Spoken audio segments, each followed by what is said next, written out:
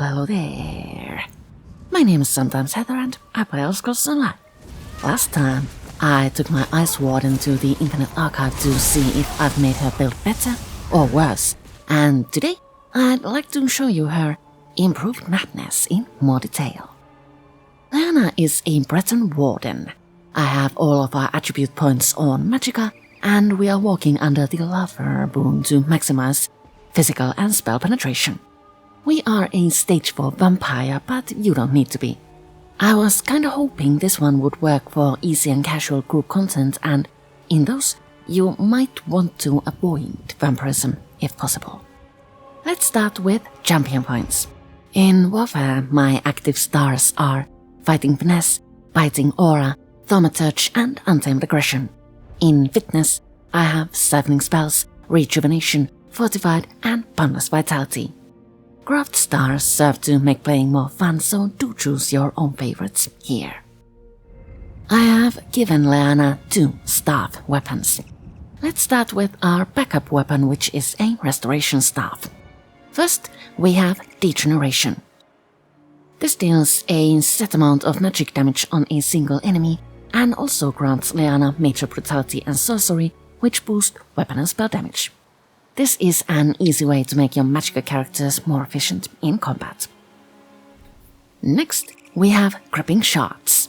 This brings icicles up from the ground to skewer enemies and to deal a set amount of frost damage to all enemies in the area of effect. Gripping Shards also slows enemies down and has a chance to apply the Chilled status effect. This is an excellent immersion booster despite the low damage numbers.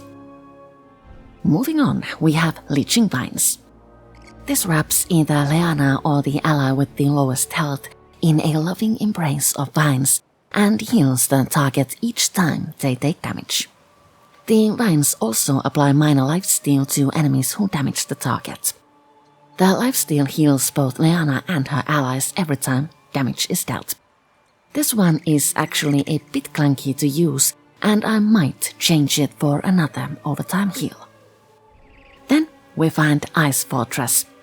This wraps Leanna and her group members in an icy shield for 30 seconds at a time. The shield grants Major Resolve, which increases physical and spell resistance, and Minor Protection, which reduces damage taken. This is a fun healer ability that also works in solo play. Last, on this staff, we have Channeled Acceleration from Psijic Order skillline. This grants Leanna Minor Force, which increases critical damage by 10%. As an added bonus, you get Major Expedition, which increases movement speed for 12 seconds. I really like this ability and use it often with my roses. Our ultimate on this staff is the Swarming Scion.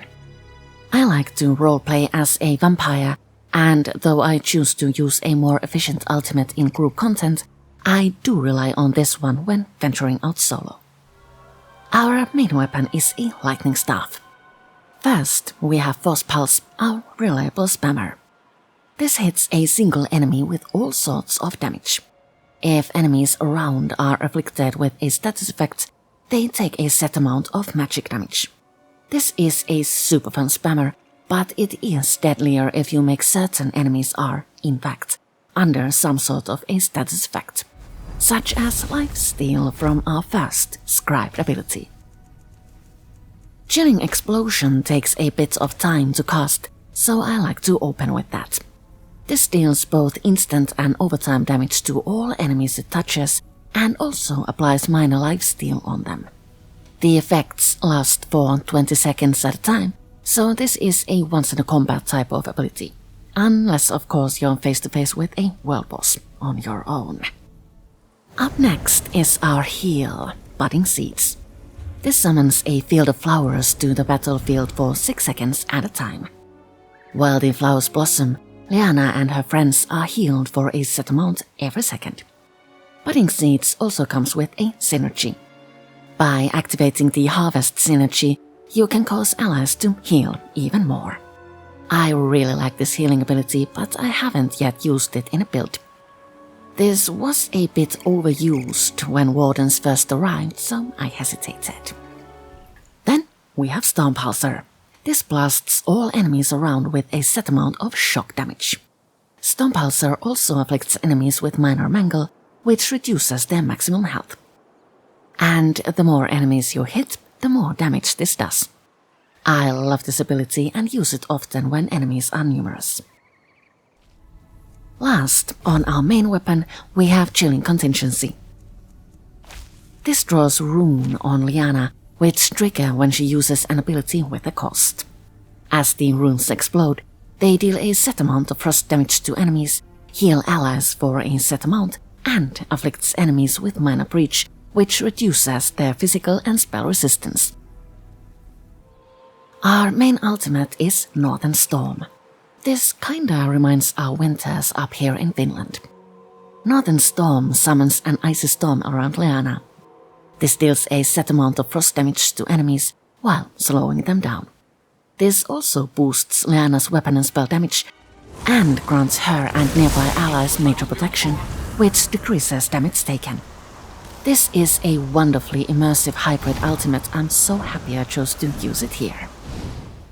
I would recommend getting all passives from Green Balance, Winter's Embrace, Destruction Staff, Restoration Staff, Light Armor, Mage's Guild and Psijic Order skill lines.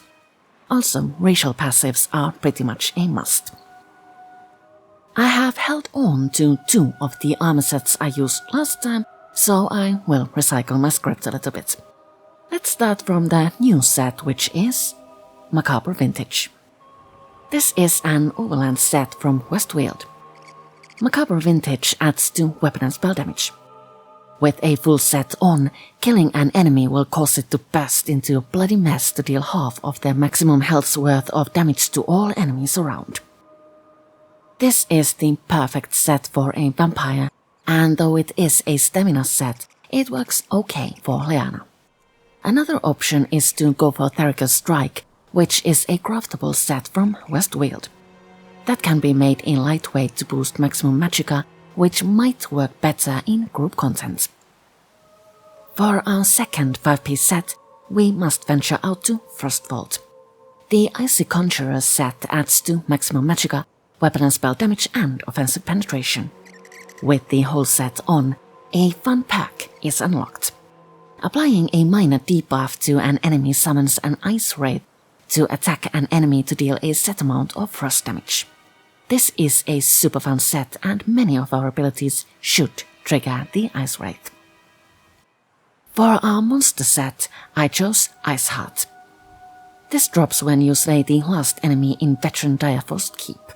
Shoulders can be purchased from undaunted vendors. Ice Heart adds to critical chance. With both pieces on, dealing critical damage has a chance to grant you a damage shield that absorbs and deals damage. When triggered, the shield pulsates out frost damage for 6 seconds at a time. This is a fun, immersive icy monster set which both protects and injures. I've had a lot of fun reshaping Liana's build, and though she isn't all that different from what she used to be, I think this version works better if you like to do group dungeons. I mostly focus on solo content, and for that, Liana is really good with her icy immersiveness. She stays alive pretty well and does a decent amount of damage too. And with the combination of ice and blood and flowers, she is really aesthetic and therefore immersive to play with. I hope you've enjoyed this video. Next time, I thought we might talk a bit about housing again. Thank you so much for watching and I'll see you all later.